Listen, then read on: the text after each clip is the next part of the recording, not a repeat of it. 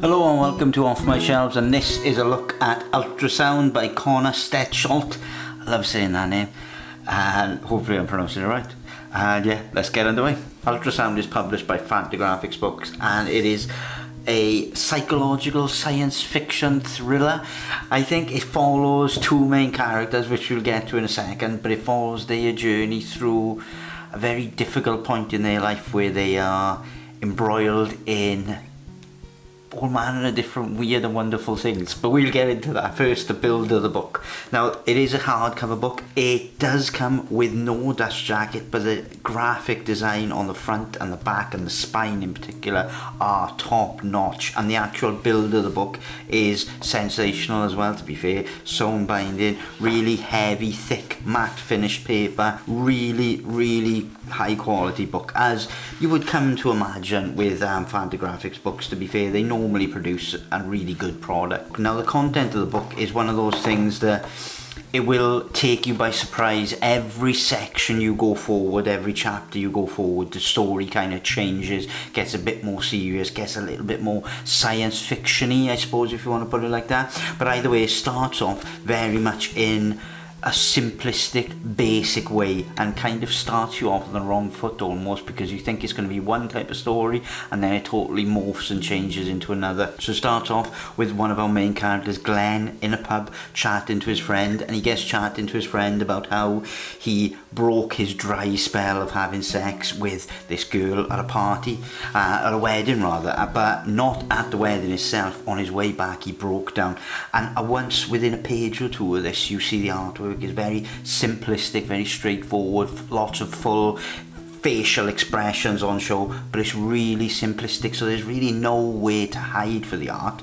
But I love the art style in this book because it's so straightforward, minimal, but it does its job, and it does its job exceptionally well, I think.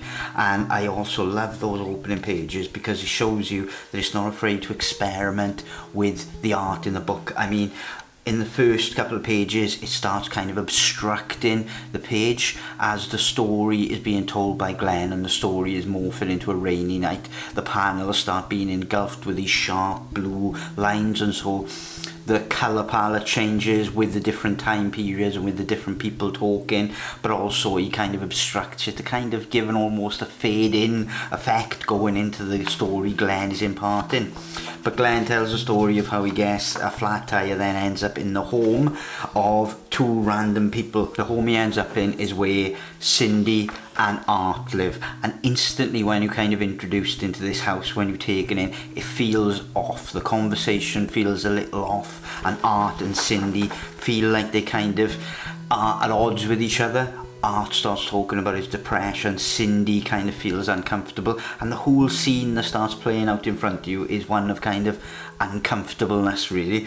But you're not quite sure as to where it's going to go, how it's going to happen, and then all of a sudden Art, just out of the blue, suggests that Glenn should have sex with his wife because she's unhappy with him, he's impotent, he's this, he's that, and she's very unhappy, and maybe it'll cheer her up if she has sex with someone like Glenn. And so Glenn doesn't really know how to take this, but the whole story builds and builds, and it builds to this kind of moment with Cindy, who then ultimately gives over to Glenn, and they start getting together and start having sex. But it's really clumsily done, and that's one of the things I love about this book, is the interactions between people are really honest and really realistic in many ways. Like the sex scenes are really clumsy because both of them are out of practice, you know, and they're all making mistakes.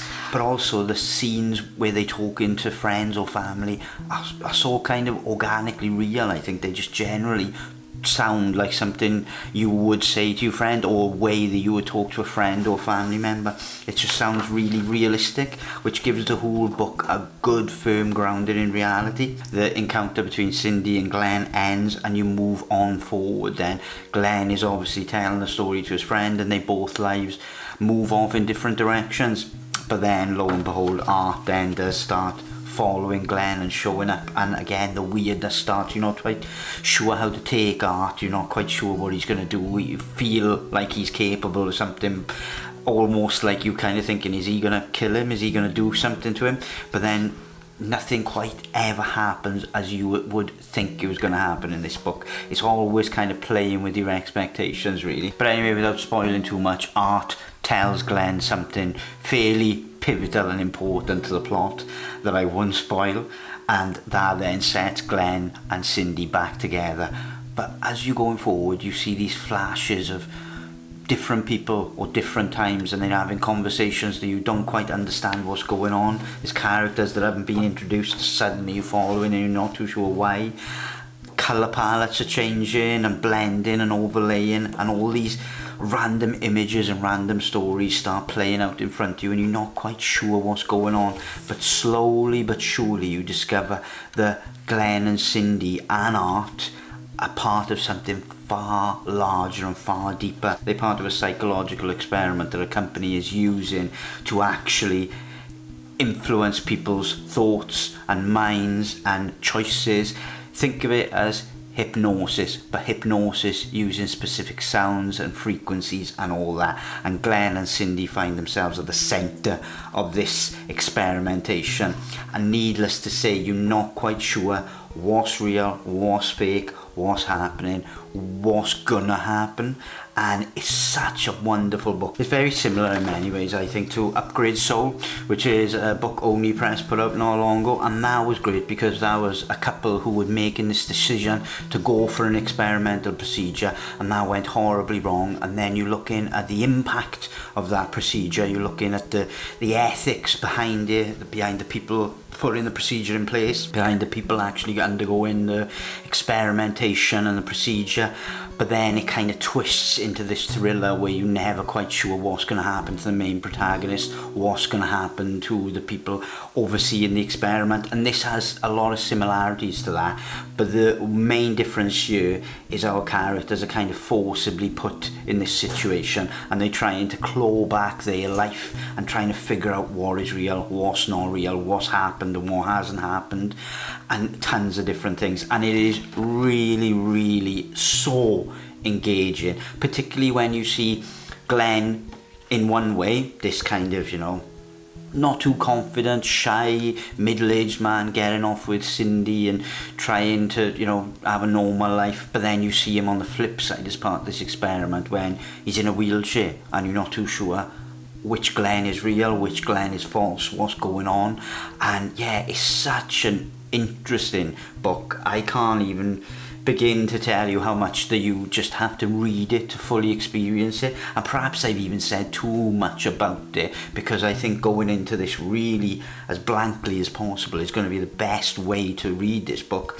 And that's not to say that when you reread it, it won't be as good, because I'm sure there's lots of layered storytelling going on and lots of little nods and winks to the storyline going through. But for me, I just couldn't put it down. Every time I went forward a chapter, every time they started peeling this story by introducing another element to it, you would just want to find out more and more and more, and wanted to find out what happens to Cindy, what happens to Glenn. And that is the beauty of this book, really. I love thrillers, and I love kind of books that really keep you on the edge of your seat and really force you to pay attention, but force you to just not put down the book. You have to keep going and going and going. And it's a really quick read, thankfully, because otherwise I would have been there for days because I couldn't put it down. But certainly it is well worth anyone's time, and particularly if you like books like Upgrade Soul, if you like psychological thrillers, if you like books to twist and turn in all the right ways, then this is a fantastic read for that. The artwork in this story as well is always going to be one of those things that's going to be for some people and not going to be for others, which is what you always get with an art style that's quite unique and quite different. But I think it services the story perfectly, because when the artwork gets going, the colour palette is used to great effect. A very simplistic kind of 3-4 colour palette is used to great effect, particularly when it overlaps and kind of two stories combine. The colour palettes combine as well, and it's really interestingly done. Also as well, his use of just clean blank panels and then very heavily shaded panels and kind of jump in between the two, which really add to the pace of the story, because the artwork genuinely does kind of speed along when it changes and diversifies empathize a lot. It's a heartbreaking read in places, it's an uncomfortable read in places, it's a confusing read in places. It's everything I love about books, to be fair.